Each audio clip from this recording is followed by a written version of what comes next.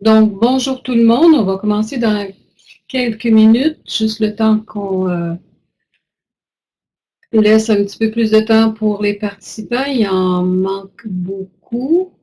On va juste attendre une minute ou deux. On va commencer avec les présentations.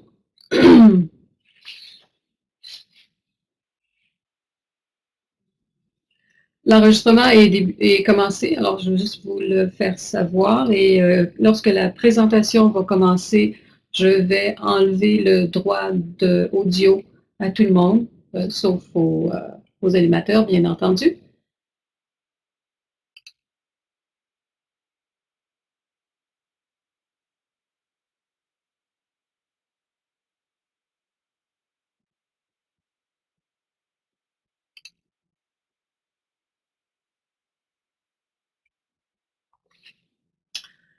Donc, on peut commencer maintenant.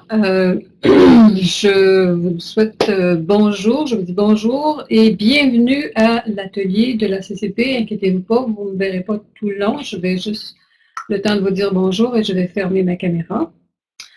J'aimerais d'abord rappeler que l'atelier est enregistré, de même que les interprétations. Pour ceux et celles qui utilisent le service d'interprétation, vous devez toujours utiliser le microphone de votre ordinateur pour faire une intervention. Lorsque vous intervenez, pour faciliter le service d'interprétation, on parle surtout pour les francophones, on va vous demander d'utiliser, il serait préférable d'avoir, si possible, un débit moyen, pas excessivement rapide ni excessivement lent, juste faire un petit peu attention. Souvent, on a tendance à augmenter la cadence. Et puis enfin, j'aimerais remercier notre commanditaire SVI Solutions pour nous permettre d'utiliser l'outil, leur outil web conférence VIA. Cette 5e série d'ateliers porte sur la conception pédagogique, une pratique aux multiples facettes, passé, présent et futur d'une profession. La conception pédagogique peut s'exercer d'une multitude de façons selon le contexte où elle est pratiquée. Dans cette 5e série d'ateliers, nous vous invitons à échanger sur l'évolution récente de cette pratique professionnelle avec des membres de la CCP, tous conceptrices et concepteurs pédagogiques agréés, qui aborderont ce thème à partir de leur expérience personnelle. Le monde de l'enseignement a beaucoup changé depuis quelques années. Quel en est l'impact dans la pratique des CP? Quelles sont les tendances actuelles? Que peut-on envisager pour l'avenir? Alors, d'une durée de 10 à 15 minutes à peu près, un peu plus, les présentations vont être suivies d'une période de questions. On va d'abord entendre Madame Brigitte Bellil qui va aborder le thème « Les hauts et les bas d'une conceptrice pédagogique ». Puis, après une période de questions d'environ 20 à 30 minutes, Mme Palaïki présentera ensuite le deuxième thème, réflexion sur l'évolution de la conception pédagogique du niveau préscolaire au niveau universitaire. Donc, d'abord, Mme Bellil, qui a une maîtrise en technologie éducative et un diplôme de 3e cycle en gestion de la formation et qui a œuvré pendant une vingtaine d'années dans le domaine de la formation au Québec comme à l'international, va nous présenter le premier thème. Mme Bellil a participé à l'élaboration de séminaires internationaux, de CD-ROM éducatifs, de ressources pédagogiques interactives en ligne, de formation en présentiel, en hybride ou entièrement en ligne, etc. Elle a travaillé autant à la formation de gestionnaire en exercice que la formation de jeunes du secondaire. Elle est présentement conceptrice pédagogique à la Direction générale de la formation continue de l'Université Laval. Alors, sans plus tarder, je laisse la parole à Madame Bellil.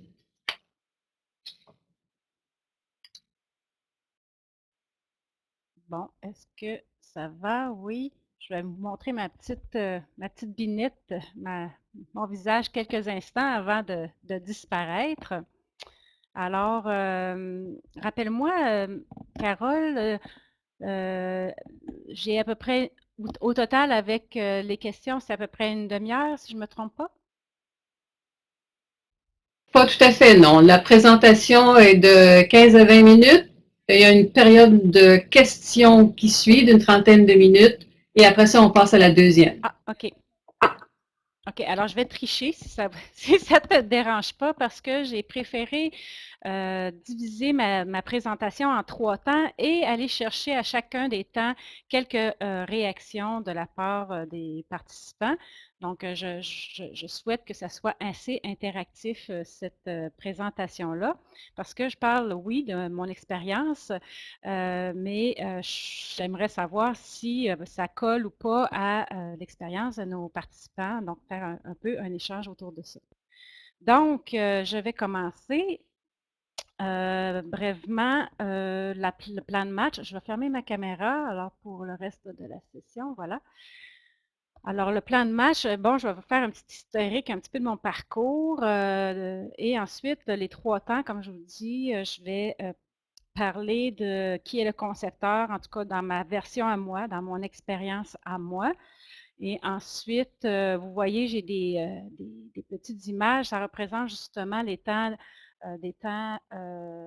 associés à chacun des thématiques, c'est-à-dire pour les petits post-it, ça va être les leçons apprises en ce qui me concerne et ensuite une petite période d'échange pour connaître vous, c'est quoi vos leçons apprises aussi à votre histoire. Ici, en deuxième temps, quel est le processus de travail que vous utilisez? En tout cas, dans mon cas, qu'est-ce que j'ai utilisé au fil des années? Et toujours petit temps sur les leçons apprises ici et sur les petites questions d'échange entre nous. Ensuite, quelles sont les ressources disponibles, les personnes avec qui j'ai travaillé, le côté plus technopédagogique. Alors, encore une fois, qu'est-ce que j'ai appris au fil des années et qu'est-ce que vous avez appris, qu'est-ce que vous avez à partager. Donc, c'est un petit peu comme ça que j'ai découpé, si vous voulez, la présentation. Donc, en premier lieu, je vais essayer d'être brève concernant mon historique. Comme disait Carole, en 1996, j'ai terminé ma maîtrise en technologie de l'éducation et rapidement, j'ai travaillé comme consultante chez Bell, chez Édition HRW, avant d'être embauchée chez Desjardins en 97. Alors, dans l'ensemble, vous voyez le parcours quand même jusqu'en 2012. J'ai œuvré à l'international, chez Développement international Desjardins en 2000. J'ai habité en Afrique pendant quelques temps. J'ai travaillé pour TechSult et du Plus dans le volet international également. Je suis revenue à l'international, mais au siège social en 2003. Donc, je fais ça vite.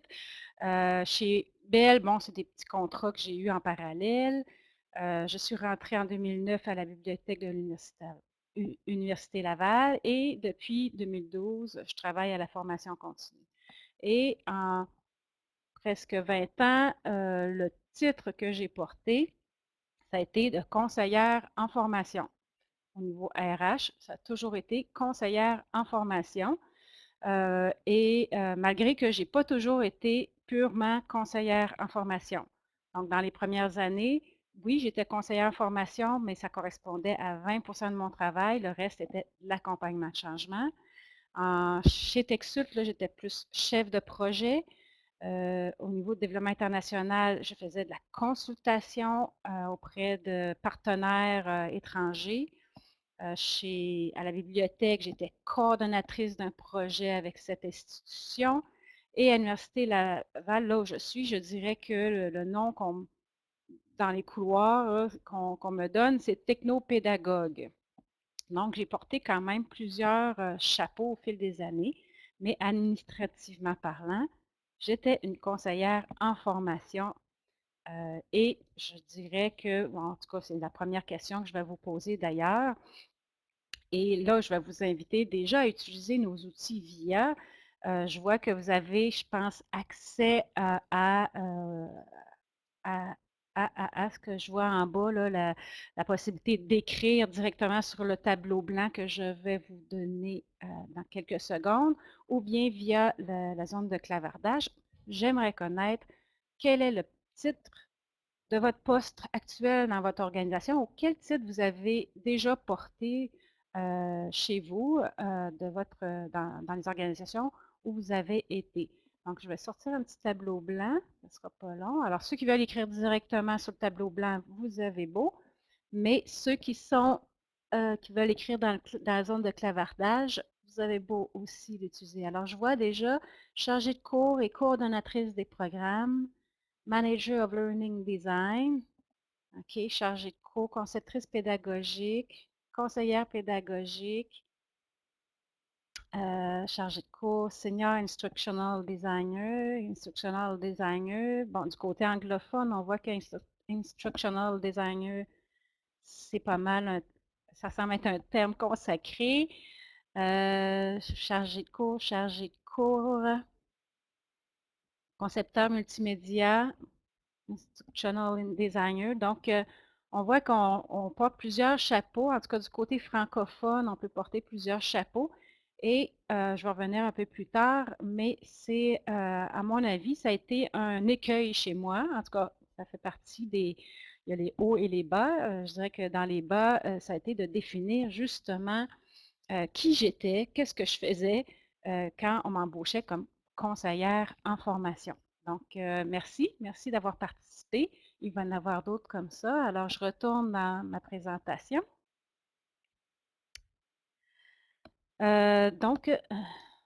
Alors, qui suis-je réellement? Alors, quand j'ai fini ma maîtrise en technologie de l'éducation, qu'est-ce que ça mange en hiver, cet insecte-là, cette bibite-là en bon français? Donc, la première première entrevue, bon, j'ai essayé de me décrire en disant que j'étais quelqu'un qui pouvait développer de la formation. Alors, j'étais dans la jeune vingtaine, j'avais pas d'expérience réellement de travail, alors j'ai tenté quelque chose de cute, mais disons que c'était pas très collé à vraiment ce que je pouvais réellement faire. En tout cas, ça n'avait pas vraiment de sens pour les employeurs nécessairement. Alors, ensuite, j'ai dit, OK, je vais essayer de me décrire autrement. Alors voilà mon autre monster, mon autre petit monstre. Là, j'ai dit peut-être que je peux me décrire en disant, ben, je fais un petit peu de tout dans la formation.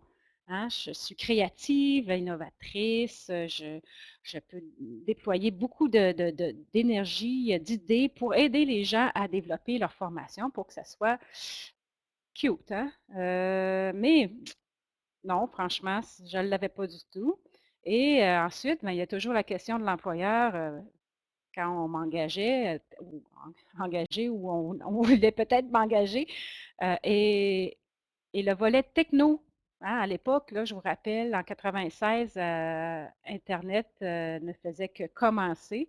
Alors, je dis le côté techno, comment décrire mon apport au niveau techno? Oui, j'avais travaillé sur des logiciels auteurs, mais non, dans les organisations, moi, je me postulais beaucoup dans les organisations privées. Ben, à part d'écrire, faire de la bureautique, j'avais pas beaucoup de capacité à décrire ce que je pouvais réaliser pour mes employeurs. Je ne sais pas pour vous si ça a été facile, peut-être. Moi, ça n'a pas été facile dans les années 90, surtout qu'il n'y avait pas d'emploi carrément déjà.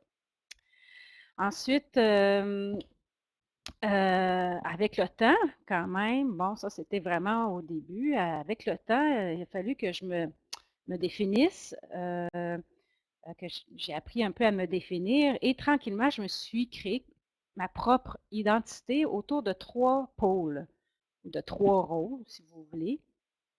Alors, le premier rôle, puis vous allez voir si vous vous reconnaissez là-dedans.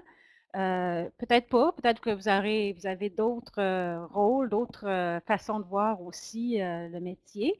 Mais j'ai un des rôles que j'ai découvert au fil du temps, puis je dirais que ça fait pas si longtemps que ça que je le porte, c'est le rôle de gardien du processus.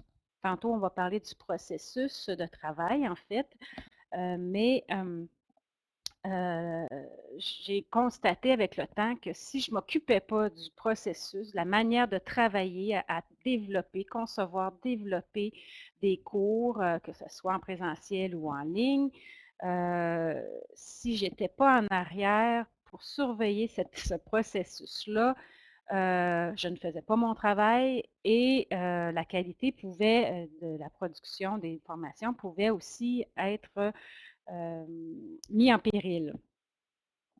Sans ce processus-là, de toute façon, les gens ignoraient complètement ce que je pouvais faire pour les aider.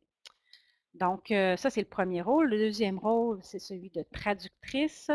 Donc, traductrice, j'ai compris assez rapidement que j'avais pas besoin de maîtriser le contenu de mon expert, mais que j'avais le rôle de l'aider à traduire dans une forme compréhensible et digestible leur contenu, leur expertise, leur savoir, pour que ça devienne digestible pour les apprenants. Et ça, assez tôt quand même, grâce à des techniques apprises par mes anciens professeurs à l'université, dont Robert Briand, qui disait souvent comment soutirer les vers du nez de nos experts. Il nous indiquait des façons de faire pour faciliter justement cette je dirais, extraction de ce qui se passait dans le cerveau de l'expert. Et ça a marché, je dirais, dans mon travail. S'il y a une chose que j'ai pu intégrer assez rapidement, ça a été ça, avant de dire que c'était un rôle, c'est autre chose, mais aujourd'hui, je reconnais que ça fait partie de moi et c'est très bien intégré dans mon travail.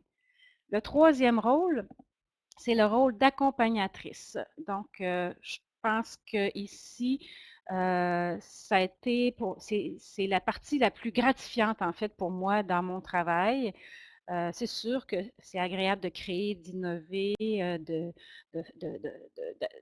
d'avancer, d'apprendre, même pour nous autres, mais personnellement, la partie la plus gratifiante de mon travail, c'est d'accompagner les enseignants, les formateurs, les experts avec qui je travaille. Et ça, la meilleure reconnaissance que j'ai eue, ça ne vient pas de mes supérieurs. Je dirais que ça ne vient pas non plus nécessairement des étudiants parce que je ne suis pas en contact avec les étudiants directement. C'est les formateurs qui ont ce feedback-là, mais ils me le renvoient, donc, et ils me le renvoient bien. Donc, pour moi, c'est quelque chose qui a été très important dans ma carrière, de vivre ce sentiment-là de reconnaissance. Donc voilà, ça c'est mes trois, je dirais, pôles dans mon travail qui font en sorte que je m'identifie aussi comme conceptrice pédagogique. Donc, si je vais plus loin, là on est rendu à la leçon apprise. Donc ça, c'est des choses, je l'ai peut-être dit un peu de façon pas nécessairement claire, mais là, je les spécie ici. Alors, quand on dit avoir un intro clair, dans le fond, pour moi, ce que j'ai réalisé, c'est qu'avant, comme j'ai changé souvent d'emploi, avant un emploi, avant de rencontrer des gens, il faut que je sois au clair avec moi, qui je suis comme conceptrice pédagogique. C'est quoi mon rôle? C'est quoi mes responsabilités? Il faut que ça soit clair au départ. Je sais que quand ça ne l'est pas, ça ne marche pas, les gens ne comprennent pas ce que je fais. Donc, au point de départ, c'est important pour moi, même de prendre du recul, puis de refaire l'exercice chaque fois que j'ai à me présenter comme conceptrice. Ensuite, le deuxième point, ne jamais prendre pour acquis qu'ils savent ce que l'on fait. Donc, je ne sais pas si c'est déjà arrivé. J'ai parlé avec une conceptrice récemment encore et elle me disait, mes patrons ne savent pas qu'est-ce que je suis capable de faire. Souvent, ils m'engagent, mais ils ne me donnent pas les mandats auxquels j'aurais pu m'intéresser ou où j'avais vraiment un potentiel. Donc, dans mon cas, même, ça m'est arrivé aussi. Et le premier jour de mon arrivée, il y a 4 ans, j'avais un gestionnaire qui m'a dit tu sais ce que tu as à faire, je te laisse aller. Donc, dans le fond, il ne savait pas du tout, lui, qu'est-ce que j'avais à faire. Et j'ai dû papillonner au début parce que j'avais zéro attente de mon propre gestionnaire. Ça n'a pas été la meilleure entrée en matière de ma carrière, je l'avoue. Donc, au départ, l'important, finalement, c'est une chose que j'ai appris, c'est de clarifier avec mon supérieur très tôt les attentes. Vérifier si c'est même, si c'est lui-même ce qu'on peut faire pour l'organisation. Sinon, ben, proposer un plan de match et surtout, ben, je vais y revenir, un processus, quelque chose qui va définir un peu les étapes, au moins au début, les étapes de travail. Ensuite, bien évidemment, rencontrer ses nouveaux collègues, au-delà de la présentation du début dans la porte des bureaux, comme on fait souvent, prendre vraiment la peine de prendre rendez-vous avec eux, puis d'expliquer justement, moi, c'est quoi le rôle du concepteur, puis c'est où je peux l'aider dans son travail. Puis les nouveaux employés, systématiquement, ça c'est une chose que je fais, c'est de les rencontrer en individuel pour faire exactement le même exercice. Donc, on est rendu à l'étape où je m'attends un petit peu à votre participation. Alors, j'aimerais ça, là, après ce que je viens de dire par rapport à mon expérience dans surtout en particulier quand on arrive ou quand j'arrive dans une nouvelle organisation, j'aimerais ça vous entendre, vous, s'il y a des choses qui ont du sens d'abord dans ce que j'ai dit. Peut-être que vous avez des leçons aussi apprises. Je pense que vous pouvez même écrire directement sur cette page-là. Là, je n'ai pas fait de tableau blanc là-dessus. Ou si vous avez la zone de conversation à gauche. Mais s'il y a quelque chose que vous aimeriez partager, j'aimerais ça l'entendre. Je vous donne quelques secondes pour y penser, là.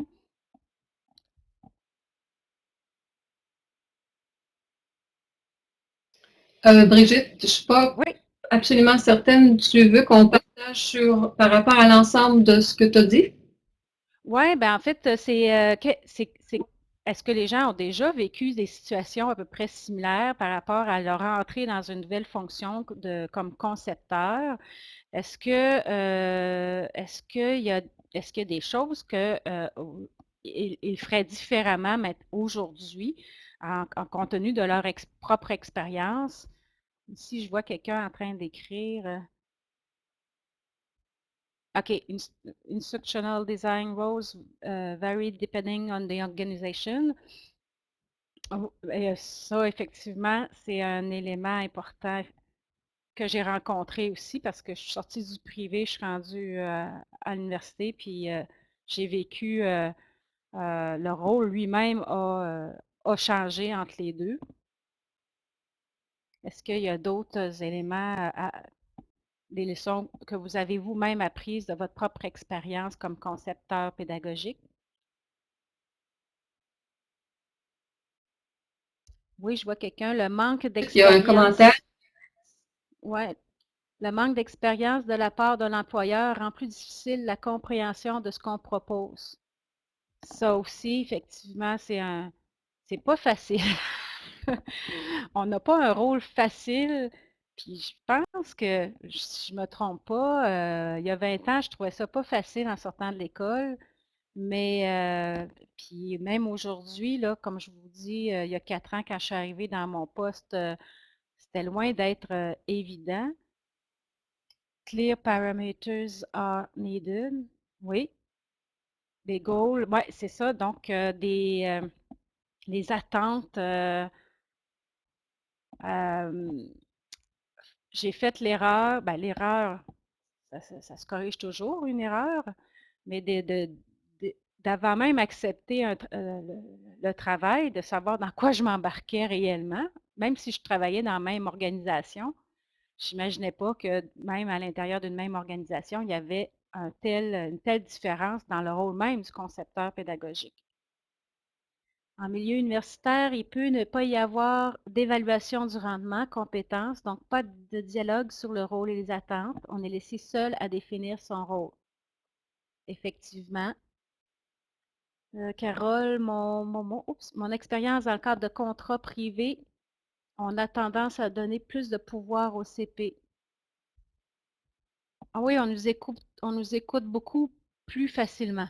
En tout cas, pour les quelques cas de contrats que j'ai fait à part des organisations, oui. Mais eux, ils nous engagent. Bon, c'est un commentaire personnel, mais euh, les fois où j'étais engagée pour des contrats externes, ces gens-là savaient que je pouvais les aider. Marie-Pascale Nadeau, ma réalité, travailler en PME. Pardon, Carole? Euh, oui, je voulais juste peut-être préciser un petit peu mon commentaire. Mhm. C'est que ce que moi, je vis à chaque fois que j'ai un contrat privé, les clients ont tendance à m'accorder beaucoup à une grande attente, puis de m'accorder même un peu trop j'ai dit pouvoir, là, mais d'ascendant sur le projet lui-même, parce que souvent, comme évidemment, on est à contrat, on n'est pas de l'interne.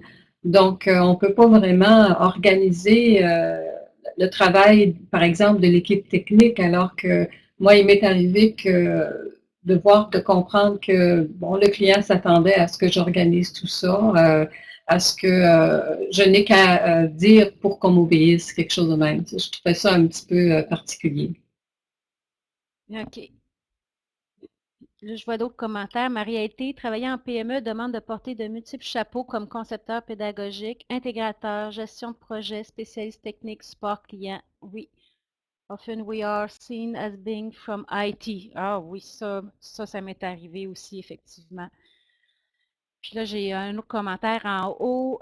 Instructional designers are often seen as project managers. Des fois, par rapport à ça, là, la gestion de projet, euh, dépendamment du milieu, je dirais qu'effectivement, j'ai eu à faire, on me considérait comme moi la gestionnaire de projet, mais dans d'autres milieux, j'ai dû faire ma place dans un groupe déjà installé, donc c'est moins évident et plus délicat, je dirais. Ça n'a pas toujours été facile dans ces cas-là, mais dans d'autres cas, effectivement, on est en quelque sorte des gestionnaires de projet. Donc, c'est intéressant ce que vous avez dit là. Et je vais continuer parce que ça, il faut que j'avance. Alors, le processus de travail, euh, dans, encore une petite question comme ça, mais là, j'ai un petit sondage pour vous. Dans votre dernier emploi, existait-il un processus de travail clair, une façon de travailler très claire? Donc là, j'ai mis un petit sondage. Je ne sais pas si j'ai réussi à le faire. Ouais, je l'ai démarré. Donc, euh, donc, est-ce que dans votre dernier emploi, il y avait un processus de travail clair? Quand je dis processus, ça veut prendre plusieurs formes. C'est à vous dans mon cas, je dirais que les étapes sont bien définies.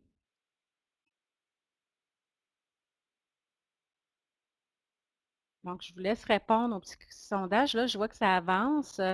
Il y a des- pour l'instant, pour l'instant, sur les 22 participants, j'en ai 9 qui ont répondu.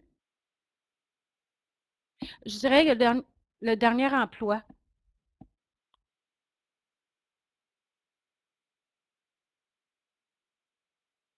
Ah, OK, ouais.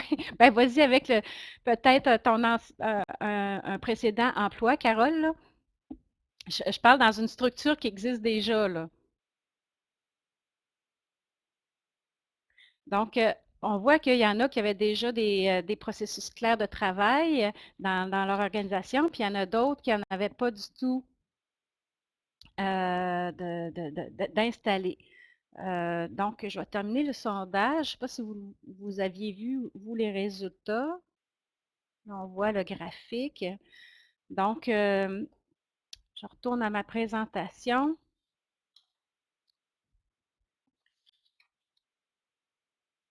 Donc, dans mon cas, un peu comme la majorité ont quand même signalé, chaque fois que je suis rentrée dans une nouvelle organisation, et je dirais même plus, à l'intérieur même de la même organisation, quand je changeais de département, j'avais des processus à définir moi-même.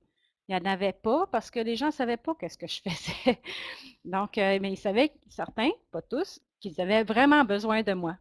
Donc, là, je vais vous montrer rapidement différents processus. Je ne vais pas m'attarder, mais juste vous montrer l'évolution, en tout cas les modèles sur lesquels j'ai eu, on a développé, puis vous allez peut-être rire pour le premier. Alors, mon premier exemple, c'est un gâteau.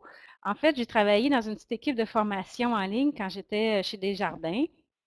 Et on parle de 1999 et on développait des capsules de formation pour développer des capsules de formation et pour expliquer comment on allait travailler, on avait fait un GIF animé qui représentait ce gâteau. Malheureusement, je n'ai pas la source, je n'ai pas les traces de l'original, ça fait trop longtemps.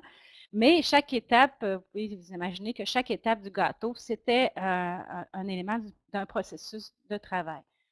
Vous allez voir dans l'exemple suivant, vous allez reconnaître un processus classique qui est ADDIE. Ceux qui connaissent pas l'acronyme ADDIE. Donc, l'analyse pour le A, design pour le D. Ici, on a traduit ça autrement avec ce que vous voyez ici dans l'étape B. Dans l'étape C, on a aussi, on est dans le développement, dans le deuxième D de ADI. Donc, on appelait ça production-intégration. Ici, la mise à l'essai, le pilote, l'expérimentation. Il y avait une partie d'évaluation, effectivement, qui se produisait ici avant de s'assurer de diffuser, d'implémenter pour le E. Et on évaluait après la qualité du transfert au travail, parce que nous, on s'adresse à la formation continue. Même dans le privé, on avait toujours, c'était très important d'évaluer l'impact réel dans le travail des gens. Donc, ça, c'était un modèle que nous avions utilisé dans le cadre d'un de mes emplois.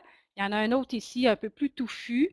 J'ai dessiné déjà des trucs en jaune pour vous indiquer, dans le fond, encore que les étapes se ressemblent un peu, se rapprochent évidemment du modèle ADI, mais il est adapté à un projet, un contexte de projet assez important de ressources d'enseignement et d'apprentissage. Et on avait rajouté des sous-étapes qui concernaient plus des étapes de travail avec une table d'expertise qui nous suivait tout au long du processus. Donc, c'est un modèle que nous avions utilisé. Ensuite, voici un autre exemple de modèle encore.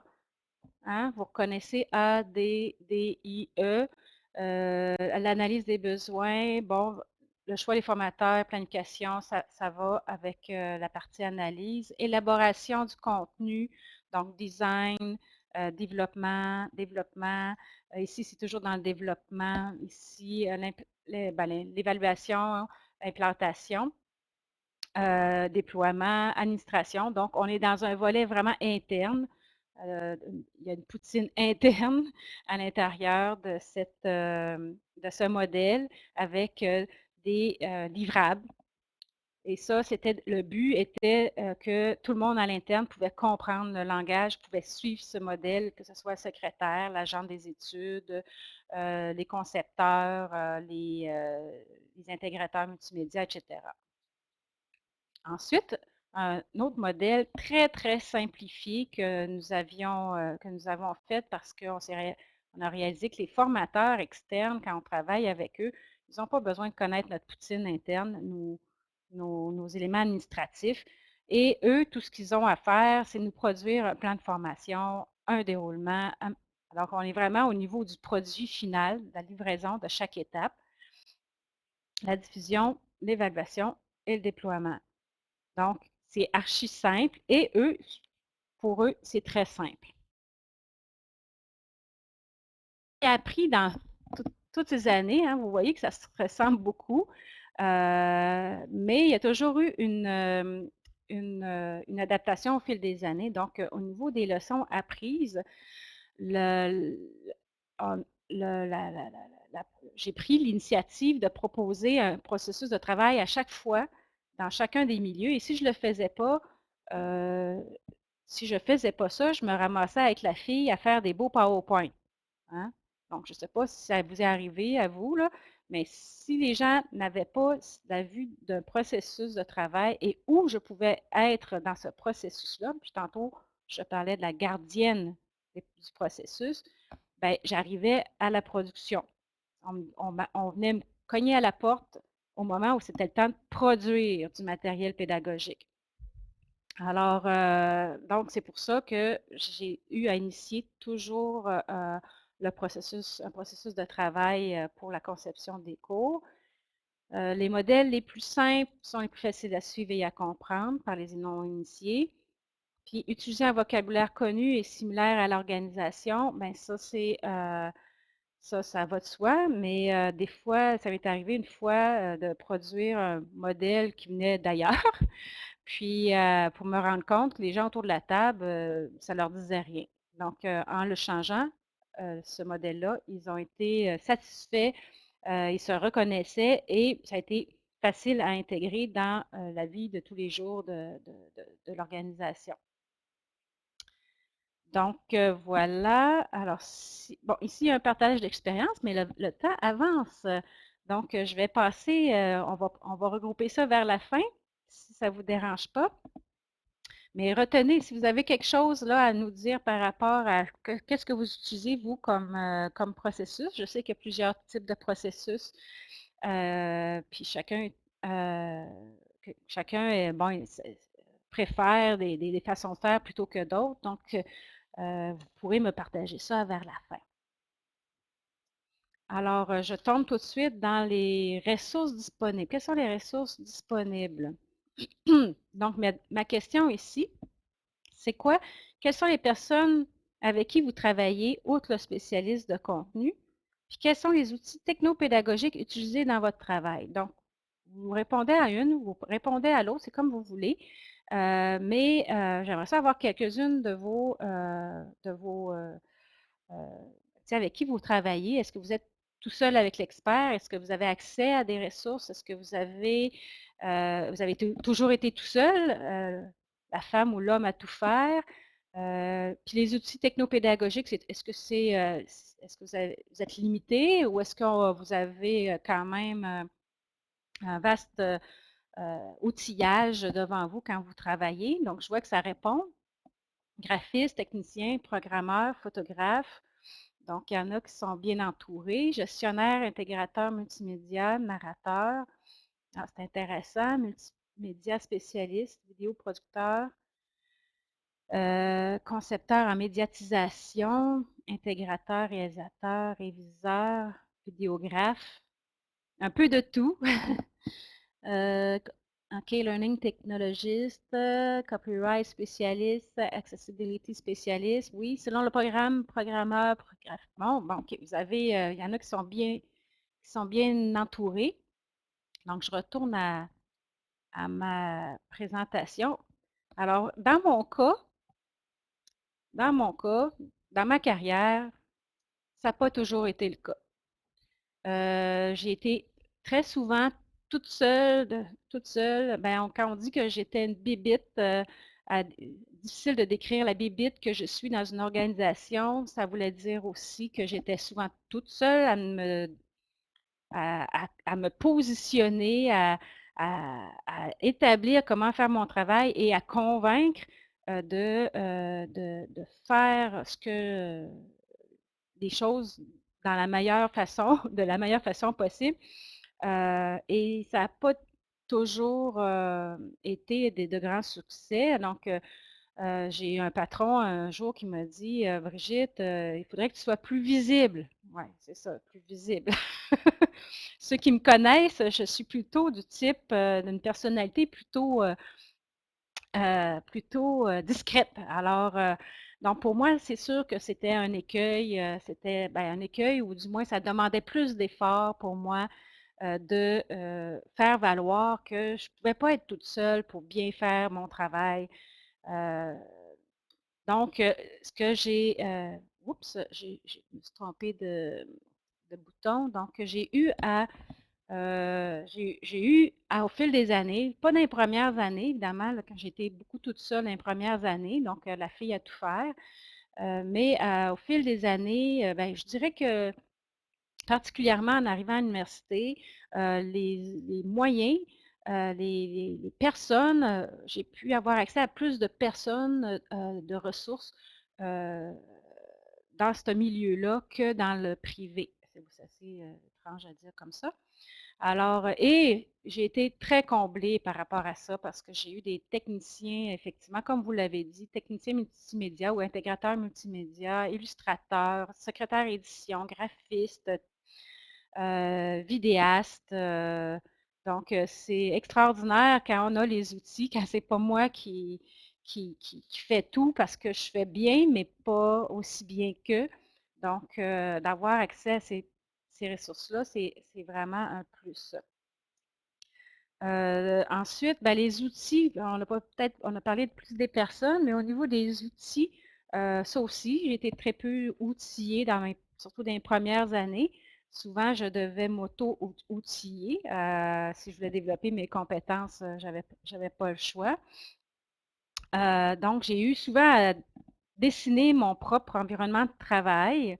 Et en coupe budgétaire, ben, c'est pas toujours facile de faire accepter sa liste d'épicerie, hein, par exemple des équipements vidéo, des micros, puis des logiciels multimédia, Storyline versus Captivate, des choses comme ça. Ça n'a pas toujours été évident à faire obtenir pour l'équipe. Mais on réussit à le justifier, mais ça reste quand même j'arrivais souvent dans mon emploi avec peu de moyens. J'ai déjà fait un logiciel avec un PowerPoint. Là. Je ne sais pas, je ne vous donnerai pas les détails, là, mais tellement j'avais rien. Et un autre défi pour moi, c'est les fameuses tendances pour me sentir à l'aise au fil des années, surtout quand je me promenais d'un poste à l'autre dans ma carrière, même si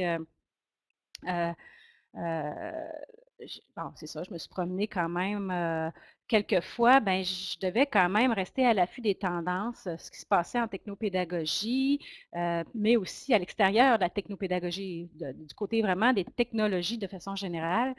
Je ne sais pas, mais ma pire hantise pour moi, et je l'avoue en toute humilité, c'est de devenir chez les concepteurs pédagogiques un dinosaurius 2016. Donc, et même à l'intérieur d'une même organisation, j'ai dû être confrontée, pareil, à des gros changements technologiques, beaucoup d'apprentissage et c'est quand même, ça reste toujours une crainte de fond d'être dépassé. Heureusement, j'ai des jeunes garçons, des jeunes garçons, ils ont 23 ans maintenant, 22, 23 ans, mais c'est dans ces dernières 20 ans, ça a été les enfants, mes enfants, qui m'ont beaucoup aidé à me tenir à jour dans mon domaine. Et merci pour d'avoir pu avoir des enfants qui m'ont aidé à rester à jour. Donc, dans les leçons apprises, je reviens toujours à l'embauche, les attentes du CP, donc du concepteur pédagogique, c'est-à-dire d'arriver dans un poste, puis de se connaître un peu dans quel environnement, est-ce qu'on va avoir les personnes pour faire atteindre les objectifs de l'organisation, est-ce qu'on va avoir accès à des outils aussi pour bien le faire. Des fois, en tout cas, moi j'ai eu des surprises là-dessus. Par contre, en contrepartie, quand il n'y a rien, mais vraiment rien, on a l'avantage de prendre le temps de réfléchir. Et ça aussi, j'ai eu l'occasion de bien définir les besoins de l'organisation pour développer des formations en ligne, notamment, et, et de ne pas improviser. Par exemple, une anecdote rapide, j'ai déjà eu un supérieur qui me dit, là, Brigitte, il va falloir que tu fasses des vidéos. de bord en bord des vidéos. Eh bien, donc, on va se procurer tout ce qu'il faut pour faire du vidéo. Mais quand je suis arrivée, j'ai réalisé que ce n'était pas de la vidéo qu'il fallait faire, mais il fallait utiliser plus des outils comme Storyline avec l'intégration. Oui, peut-être la vidéo, mais pas mur à mur. Donc, prendre le temps de réfléchir, c'est important pour moi quand on parle de besoins en termes de personnes, d'équipe et aussi de technopédagogie et évidemment la veille. Puis là, ben, j'ai mis un Pokémon, mais dans le fond, je sais pas, y a-tu du monde qui ont essayé ça, Pokémon Go, cet été? Je ne sais pas s'il y en a qui peuvent mettre un petit pouce en l'air à côté de leur nom. Pour moi, c'était quand je me suis inscrite à ça, oui, je me suis amusée, mais c'était surtout de vérifier, euh, voyons, de bien comprendre le volet immersif que nous procurait ce nouveau jeu, parce que c'est de plus en plus ça qu'on voit dans les tendances en formation en ligne. Donc là, je vois quelqu'un qui a mis un petit bonhomme sourire dans l'écran. Mais ici à gauche, là, vous pouvez indiquer via la main en haut, vous pouvez indiquer, cliquer sur Je suis d'accord, le pouce en l'air, ou je ne suis pas d'accord, en voulant dire vous avez pas essayé. Donc voilà, vous n'avez pas essayé. Il y en a qui n'ont pas essayé. Bon, c'est ça. Donc, rester alerte pour moi, c'est essayer. Donc, voir qu'est-ce qui se passe. Et bon, ça me rassure. Ça me rassure. Alors voilà. Alors, je ne sais pas vous, là, je sais que le temps est presque échu, Carole. Je pense que il reste plus grand temps, mais voilà, c'était mon petit partage à moi. J'aurais aimé ça vous entendre davantage sur vos propres leçons apprises, sur votre propre expérience par rapport à justement l'usage des technologies, puis bon, même comment vous restez à jour. Hein? Je ne sais pas si vous avez 2 secondes même, mais comment vous restez à jour de votre côté? Peut-être utiliser la zone de clavardage. 3 enfants, 6 et 10, alors on a beaucoup marché. Il Oui, j'ai reste tout de entendu ça. même, c'est ça, Carole, alors il reste tout de même quelques minutes. Si les gens veulent faire des commentaires, on peut prendre à peu près 3 minutes encore. Oui, hein, pas facile de rester à jour, effectivement. En 1999, juste avant de partir pour l'Afrique, je m'étais abonnée à TOT Cursus. Ça commençait, il y avait c'était gratuit. Puis, je suis encore abonnée via l'université cette fois à TOT Cursus, mais à l'époque, c'était la référence qui me parlait de la formation en ligne ou à distance. Donc, à chaque fois qu'il y avait une nouvelle technologie partagée dans cette revue-là, je me l'installais sur mon ordinateur, puis j'allais voir. Donc, en Afrique, les outils technopédagogiques, il n'y en avait pas un lot. Et si je ne voulais pas être décalée en revenant au Québec, il fallait que je reste allumée, branchée. Oui, être ouvert pour les nouveaux outils, effectivement. Difficile de garder du temps pour la veille techno, mais nécessaire. Ouais, ça, c'est difficile d'intégrer ça dans notre temps. Communauté de pratique, lecture d'articles, colloques, ça c'est le fun, les communautés de pratique, quand vous avez accès à ça. Moi, j'en ai perdu une, puis une communauté de pratique qui existait, puis ça me manque déjà après un an sans pouvoir y assister.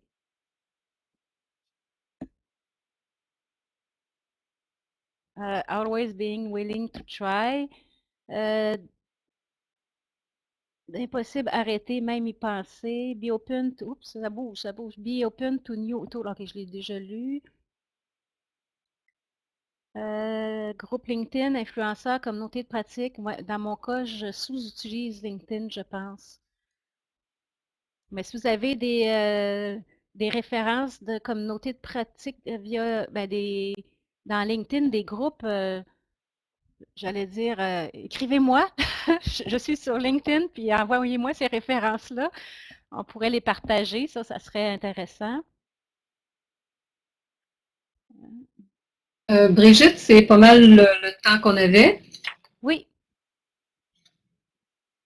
Oui, ok, d'accord. oui, oui, super. Merci beaucoup pour la présentation. On va passer à la deuxième présentation qui est, une petite seconde que je me retrouve dans mes pages, réflexion de l'évolution de la conception pédagogique du niveau préscolaire au niveau universitaire avec Madame Sofia Palaiki. Donc, Madame Palaiki a plus de 12 ans d'expérience dans le domaine des technologies éducatives, de la conception pédagogique et de l'éducation en ligne. Elle a travaillé comme conceptrice pédagogique à l'Université du Manitoba et était experte conseil en matière de cours sur le web auprès du ministère de l'Éducation et de l'Enseignement supérieur du Manitoba. Elle est candidate au doctorat en éducation, concentration en formation en ligne et à distance de l'Université Athabasca. Elle est également membre agréé de l'Ordre des enseignantes et des enseignants de la Colombie-Britannique. Sophia joue un rôle de premier plan dans le domaine des services de conception d'apprentissage à l'Université Royal Roads, puisqu'elle occupe actuellement le poste de gestionnaire du service de conception d'apprentissage au Centre pour l'enseignement et les technologies éducatives, le Center for Teaching and Educational Technologies. Elle et son équipe de concepteurs et conceptrices pédagogiques travaillent de concert avec les professeurs principaux et associés en vue de concevoir et d'élaborer des programmes et des cours qui favorisent l'apprentissage socio-constructiviste, l'apprentissage axé sur l'équipe et l'apprentissage collaboratif conformément au modèle d'enseignement et d'apprentissage de l'Université Royal Roads. Je laisse donc maintenant la parole à Madame Palaiki.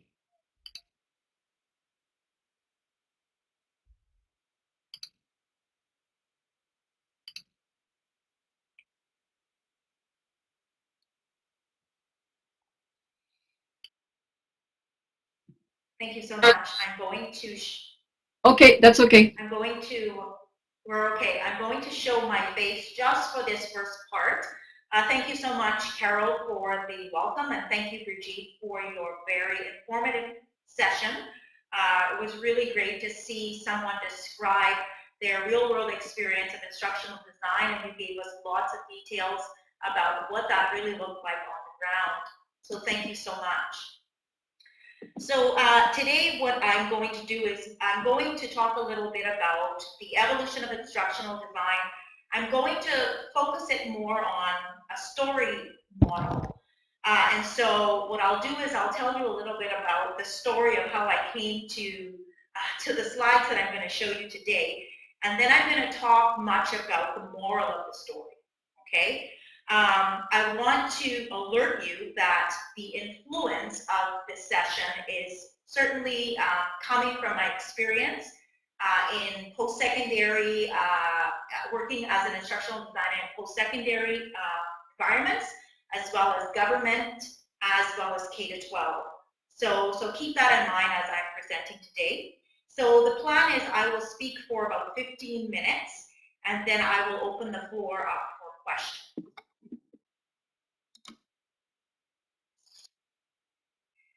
So when I started preparing for this session, I was baffled a little bit by the depth and breadth of the topic.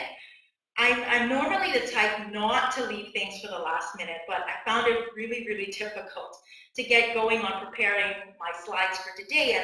And I think part of it is because I really grappled with the idea of spending 20 minutes on the evolution of instructional design, because 20 minutes, we know, is not a lot of time for a topic that requires, I think, consideration of so many pieces.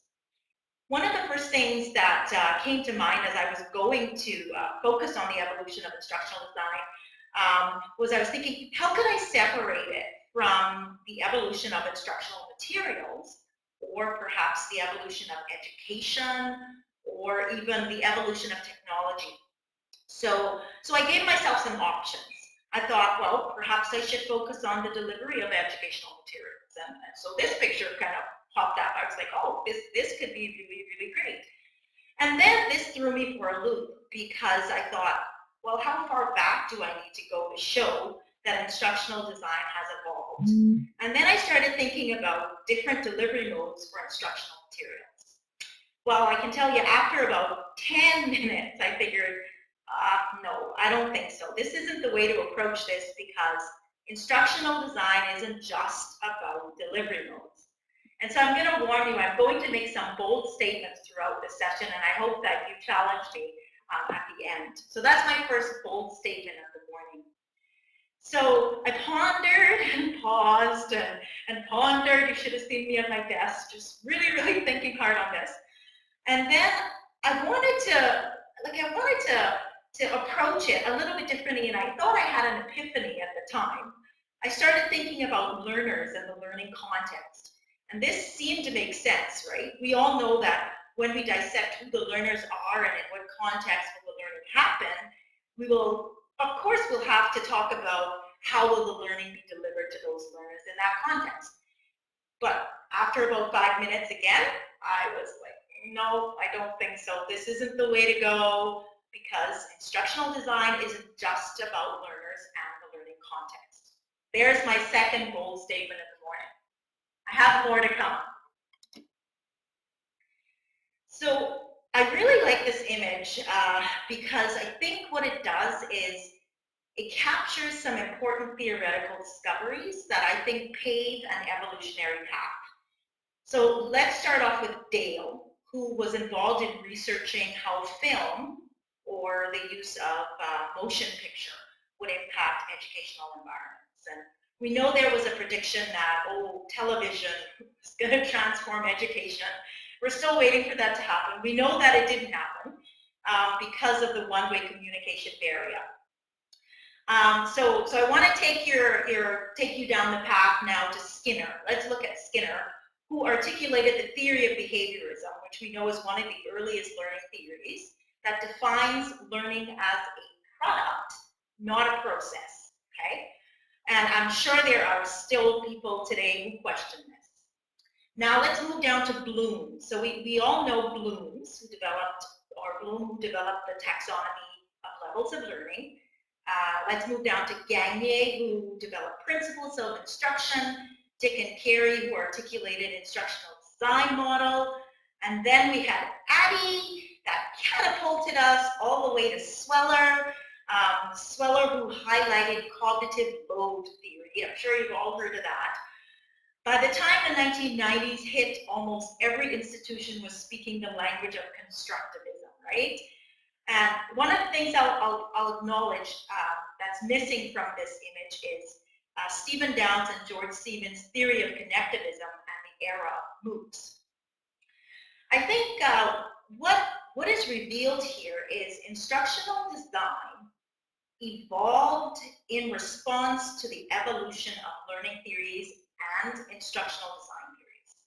So we see the integration of the two in this image here. So here is how I would sum this up. We see the evolution of, learning as a product to the notion of learning as a process.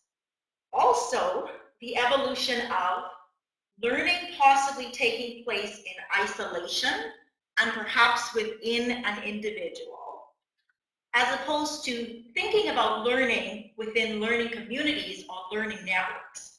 So what I want you to do is I want you to keep these in mind.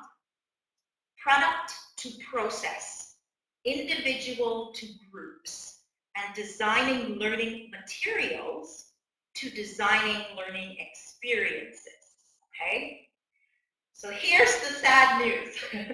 The sad news is that after about 3 minutes, I figured, no, this isn't the way to approach this because instructional design isn't just about learning theories. Here's my third bold statement of the morning. So I'm sure you're all going to challenge me at the very end. So let's move to the next slide here. And I'll give you just a second to take that And I am almost certain that you probably have guessed that my next approach was to focus on technology.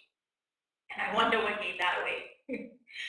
So, do you want to guess, though, how many minutes it took before I concluded this was the way to approach the evolution of instructional design? That was rhetorical, yes. Less than 1 minute. I was like, yes, this is how to do it. This is what I need to do. So before you all start shaking your heads at me, allow me just a minute to qualify this, okay? I'm not suggesting that technology is the only influence on the evolution of instructional design. But what I am suggesting is that we can trace, and this is really, really important, we can trace the evolutionary path of instructional design that includes all of the aforementioned areas by examining the evolution of technology. For example, instructional delivery modes, that very first picture that I had on the screen. Who are the learners? The wide variety of learning contexts and even learning theories, because the theory of connectivism is so heavily influenced by the evolution of technology. I'm going to qualify this again, or some more. Just give me a minute. So what I want to do is I want to bring you back to the question that's posed at the very bottom of this image. What guides instructional design now? What guides instructional design now? I'll give you a minute to think on that. And then I'm going to say, here's the spoiler alert. I got that from my kids. Here's the spoiler alert. The answer is designing active and engaging technology-mediated learning experiences. So if we're going to approach this by examining the evolution of technology, we absolutely need to consider the adoption and expansion of learning, right? And for the purposes of this session today, here's how I will define learning. So learning that happens utilizing the web and within a learning community is defined as learning. So I'm inclined to argue then that three components influence instructional design: pedagogy or andragogy, technology, and the development of learning communities. So what I'd like to do today is I'd like to connect the 10 ways technology changed education. So connect that with the evolution of instructional design. So first of all, creating a global platform. And so now I am talking about the moral of the story piece. So creating a global platform. We all know that with technology, the classroom spans across many gallons of water. And so with this, we're designing learning environments that most likely will have learners from across the globe. Furthermore, we're designing learning environments that have access to experts and expertise from across the globe, because they no longer have to be physically present. When I was K-12 distance educator, we had an astronaut who was out in space join us for a session, a live session with our students. We need to design then with a view that learners are no longer boxed into their limited experience and perspective because they belong to a global community. My daughter, when she was 10, had friends in Australia and the US because she had developed her own YouTube channel. And so she would be talking about these experiences that her friends had in these different places. Learners have access to information, interaction, and learning opportunities from many cultures. So now I want to take you to number 2. Let's have a look at efficient assessment. How has instructional design evolved in this area? Well, we know that all learning management systems have auto-grading functionality, and we now have software like H5P that allows us to create tutorials without knowing code or HTML. We can all do it now. We have the educational technology that provides instant feedback to students, and we know how critical instant feedback is. And so what I'd say is, if we utilize these tools effectively, we're able to achieve measurement of higher levels, and we can assess massive numbers of students at a time. We can also use analytics to identify learning gaps.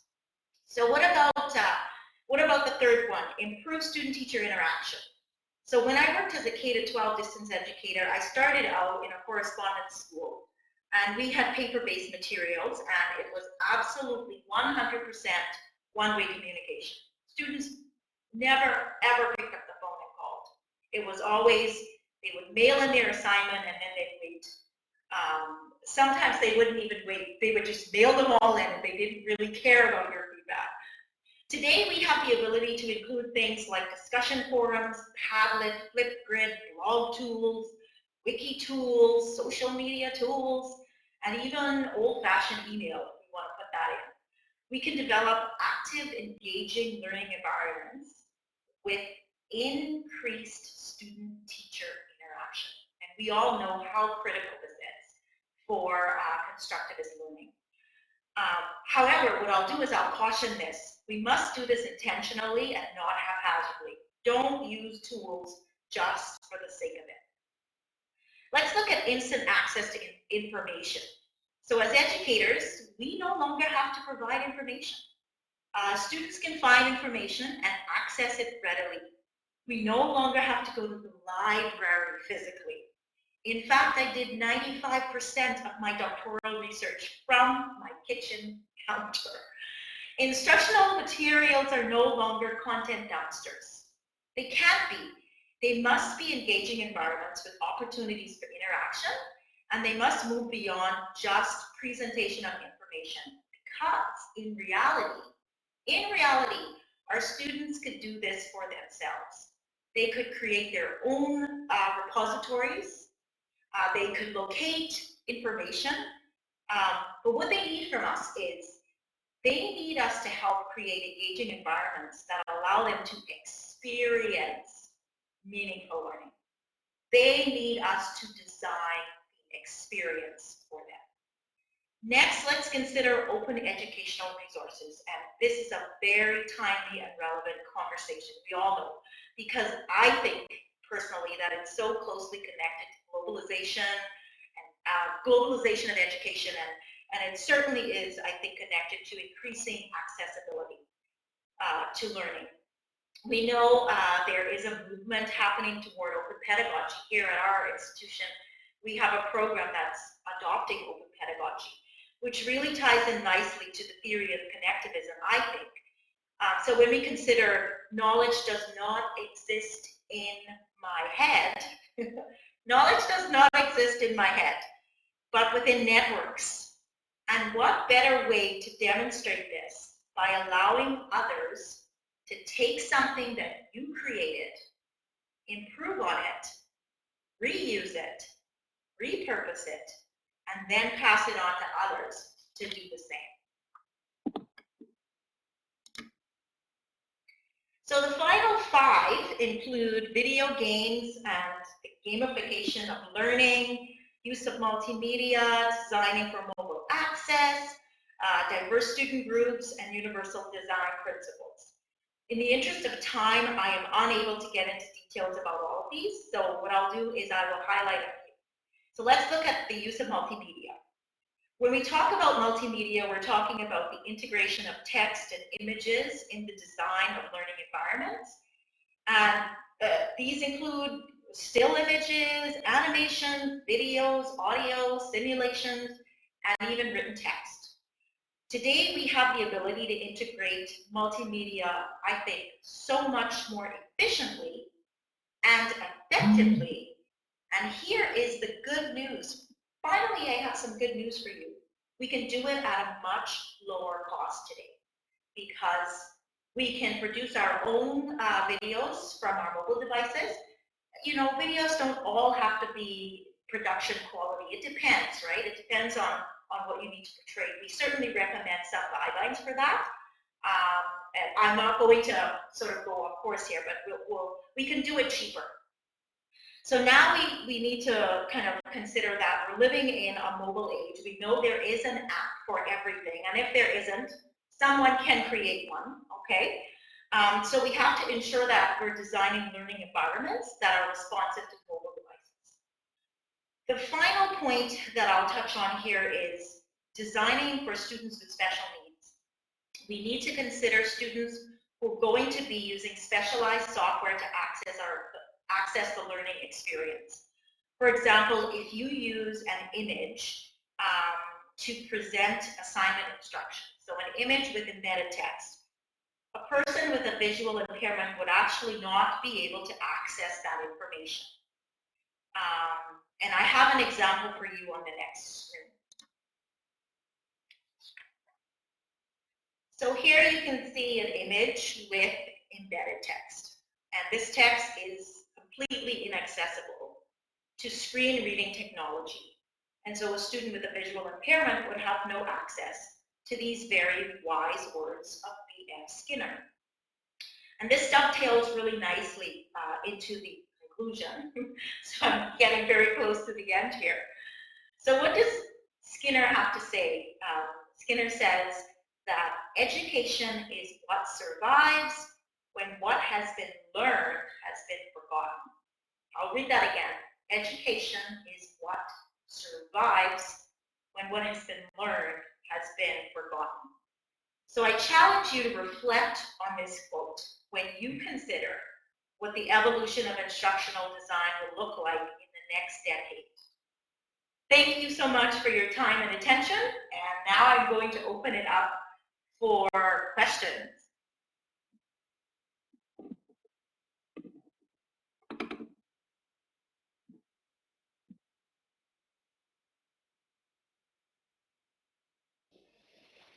Donc, les microphones sont ouverts pour tout le monde. Vous pouvez intervenir directement en utilisant votre audio ou encore en utilisant le clavier.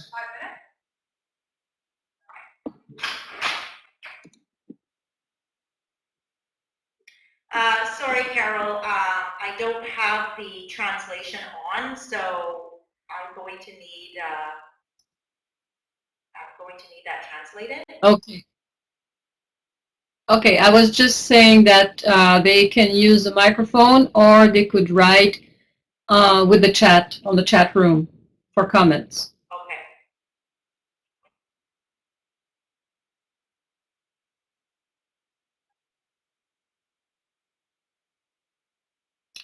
So there is still quite a lot of time. There's about 20 minutes that's left for discussion. So if anybody wants to have a comments, ask a question, talk about their own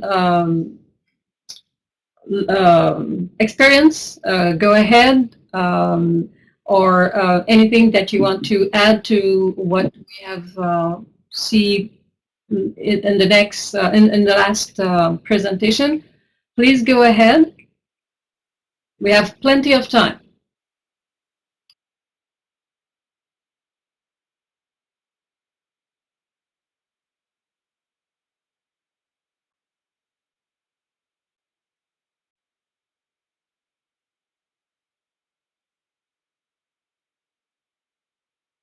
Oui, Hélène, tu peux prendre la, Kathleen, sorry, Kathleen, I think you were the first, I'm not sure. Anyway, go ahead, you can use the microphone.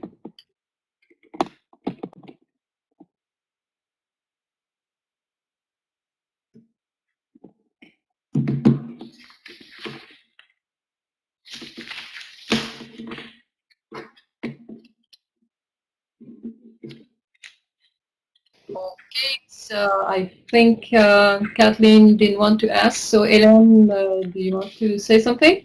Go ahead.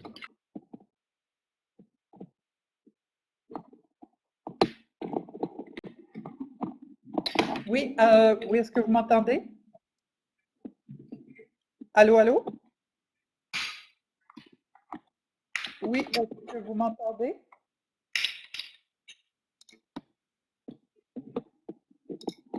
Nous, on t'entend très bien, oui. OK, je voulais juste commenter qu'après la présentation, il me semble tout à coup, en fait, Une c'est seconde, une Hélène. OK. Il y avait un petit peu de bruit, ça semble. Sophia, close your microphone. There's interference there. OK, vas-y, Hélène. OK, juste pour commenter, c'est suite aux deux présentations, aussi la dernière en particulier, tout à coup, il m'est venu une image d'une urgence pour Excuse-moi, dans mon organisation. est-ce que tu Oui. peux faire l'intervention en anglais puisque Sophia n'a pas l'interprétation? Absolument. Sorry, I meant to do it in the first place in English. So yeah, so my comment is that after listening to both presentation and Sophia's presentation in particular, I realized there's an urgency in my organization here at faculty, the education faculty at Simon Fraser, to clarify with everybody what an online course is. And so not only do we need to define our job as designer of content and courses, but we also have to provide the organization with a clear definition of all the different format, which is not just a matter of what technology we use, but for administrator to understand the vast, you know, the extent to which what people think as online courses can vary. It's just phenomenal. So I just realized that there's the technology aspect, but it's also about defining terms in a way that takes a lot of time and never get done. But suddenly, as I finished listening to the presentation, I thought there's such an issue at that level in our organization. People see blended courses at the same level as online, fully online courses. Anyway, I just want to make the point that definition matter as much as what we do, but also as what we put together. Thank you.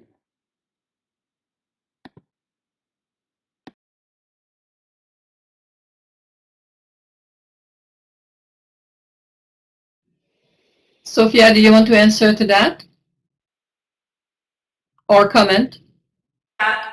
Yes, thank you so much for that comment. I think that it is absolutely critical for, I think, at the program level, for there to be a clear definition of what exactly the learning experience is going to look like within that program. I'd like to talk at the program level. So say, for example, if a program is either going to be integrating components of blended learning, you know, with, is going to be utilizing blended learning as a full-on model, or if they're just going to be integrating it in you know, different courses, then you kind of need to have that conversation about what exactly does that look like at the program level.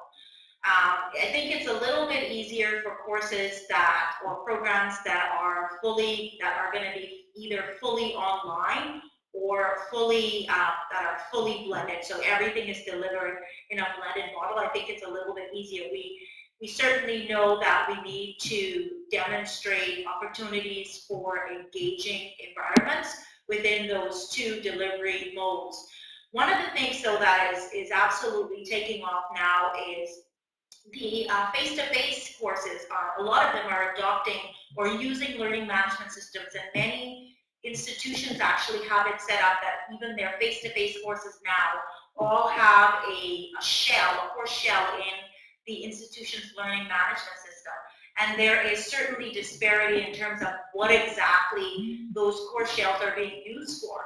Some instructors are using those shells for their fully face-to-face class. They're using them extensively, and it's almost like their course exists, like their full course is actually set up in the learning management system. And then students come in to the classroom and they get the interactive experiences there for sure, but you could certainly go to that course site and pretty much get the full picture of what that course looks like. So I think that absolutely, you're right. There needs to be discussions at the program level. What does this program look like? Is it a fully blended program? Is it a face-to-face program that's going to utilize learning management system tools in an extensive way, or is it just going to be a repository? Some people use it in that fashion. Or is this going to be a fully online program? So once the program identifies that and has those discussions, then they need to look at how they're going to shape the design of the individual courses that are delivered within that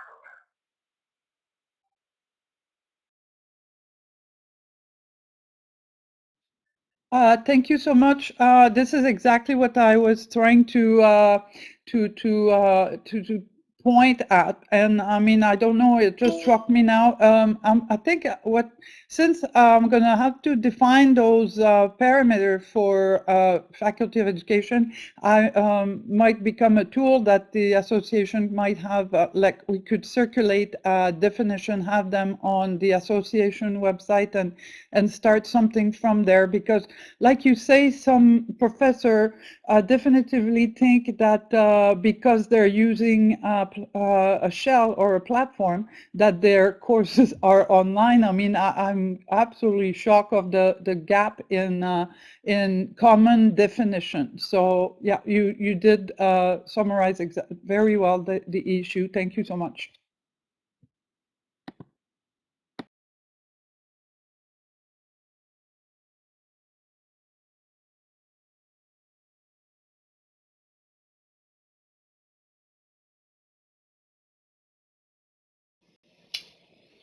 J'invite encore les participants à commenter, soit par l'audio, soit par le clavardage. There's somebody at the chat, Sophia. Maybe you want to comment.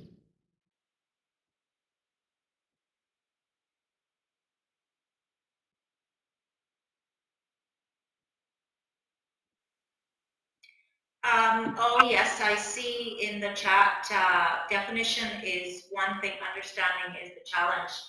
Absolutely. One of the things that we started to do here at our institution is we started doing curriculum mapping or program mapping, and we're finding that we're really in the early stages of it. Maybe at another time we'll have more information we could be able to share out to communities. But one of the things that we're finding is we're able to then identify some of the trends that are happening within that program. So say, for example, how those programs are utilizing technology. Also, we're able to identify interaction trends as well. So, if our students using discussion forums, are they using Flipgrid, are they using wiki tools, how are they interacting within the course? And we're also even looking at the team versus individual components of, within that program, how much of it is teamwork and how much of it is individual. So we're able to get an overall or an overview of the program, and then you can identify specific areas where there are gaps and also where there's disparity.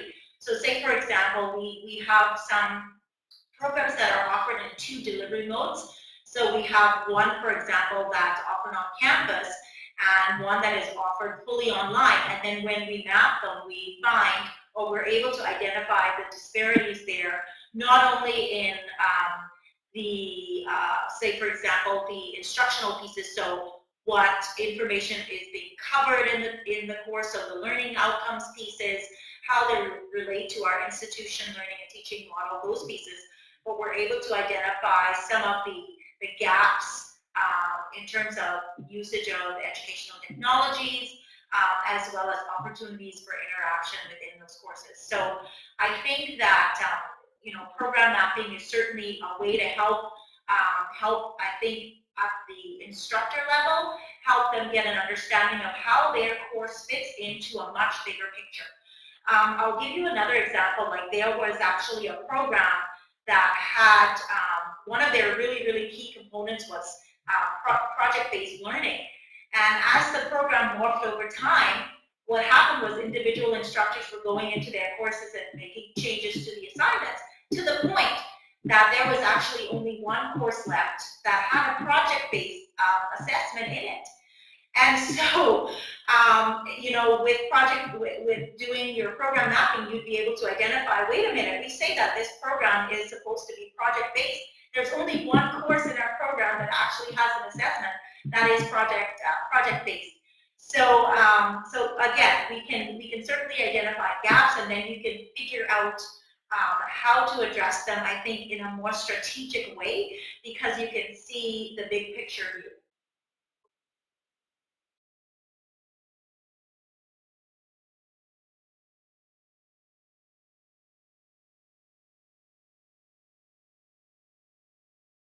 So the question that's in here, what group collaboration tools, platforms do you use or recommend?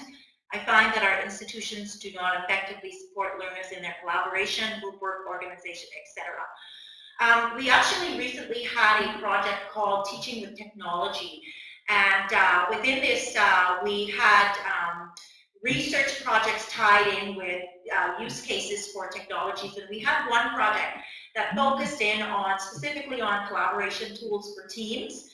And one of the things that came out of that is that teams are very excited to use tools that are already out there and that they're familiar with. So things like Google Hangouts, you know, students are using those. They're not necessarily endorsed by the institution, but students are certainly adopting these kind of things. Then there was another tool, Basecamp, that seemed to rise to the top for this particular research. And now there's actually a free version of Basecamp out there. We also encourage our students to use the discussion forum as well within the course sites. But we give the option for students to go out there and try new things and bring it back to the community. Within this particular case, the research case that I'm talking about, they have a hashtag for their program. And so we have a Twitter feed in the course, and so if students go out and try a new tool, they could tweet it out, and everybody in that program could go in and have a look. They could post some information about it in the course as well. So I don't think that we necessarily endorse any particular platforms for collaboration. We do give some guidelines, and we do give some suggestions on our website here at the Center for Teaching and Educational Technologies, but we certainly invite students to go out and try new things and then bring it back to the community and share with the community.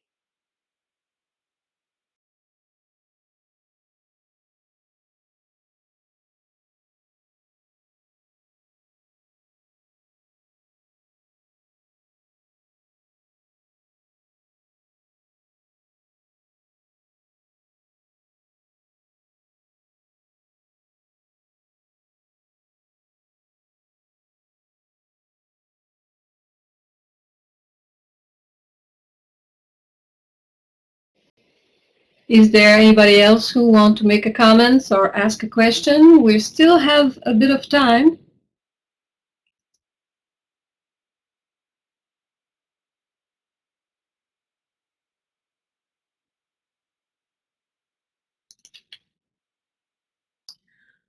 I will let everybody think about it, and the room will still be on for at least a few minutes. But I would like to take that gap just to thank you, thank everybody. I'm going to switch in French now. Je voudrais, maintenant que l'atelier touche à sa fin, je voudrais prendre quelques minutes pour remercier Madame Bellil et Madame Balaiki pour leur participation. J'aimerais vous rappeler que le prochain atelier de la série 5 se tiendra le 13 décembre.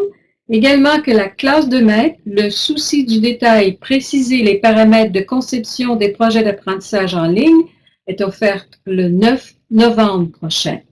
Je vous remercie tous et toutes de votre présence aujourd'hui et je vous souhaite une excellente journée.